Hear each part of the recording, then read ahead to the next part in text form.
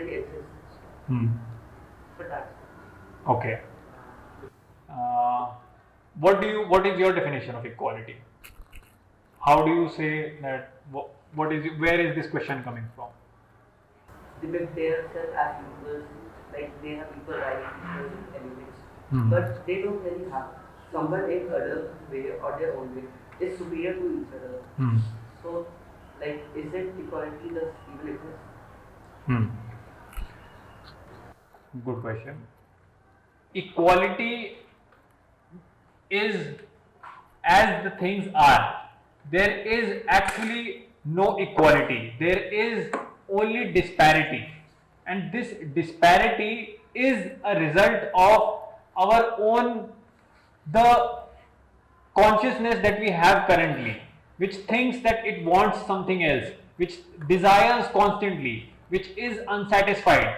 It is through our unsatisfied, unhappy consciousness that all of this desire to achieve of ambition emerges from. And when that is there, you would always find that there is exploitation, that there is a certain misuse of the power, because the way we think that the world is, the way we perceive other people, we think that we are different and this world that we live in is completely different, and we have to do some things in the world, and we have to be in a state of competition with our own peers.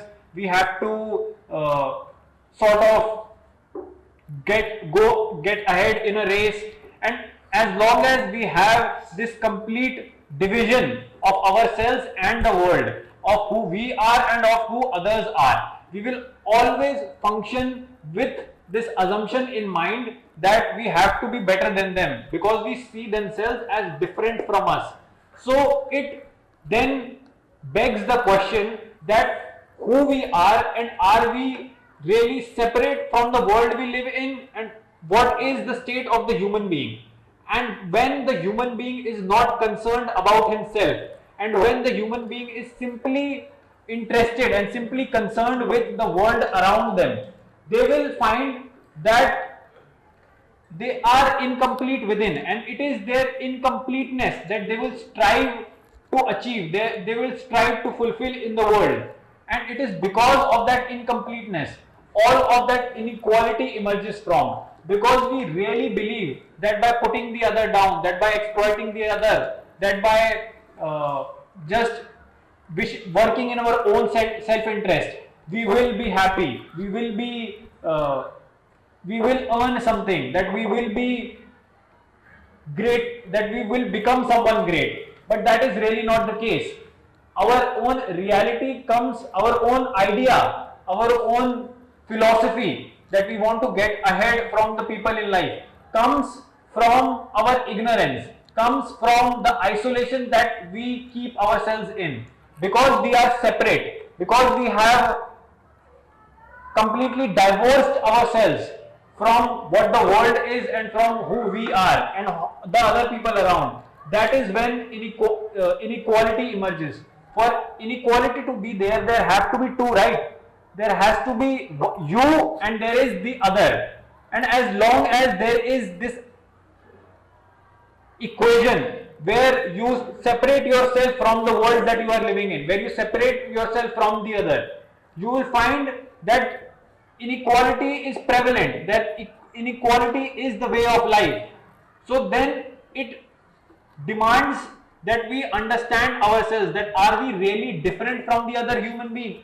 Would we really satisfy ourselves by going ahead, by achieving some things better than them, or by assuming that we would fulfill our desires and through those desires we would become great? We have to check then our assumptions. As long as we work under assumptions, as long as we have ideas about life, we will find that there is only exploitation, and the one who is exploited will always exploit the other also. The one who is fearful would keep the other one in fear also.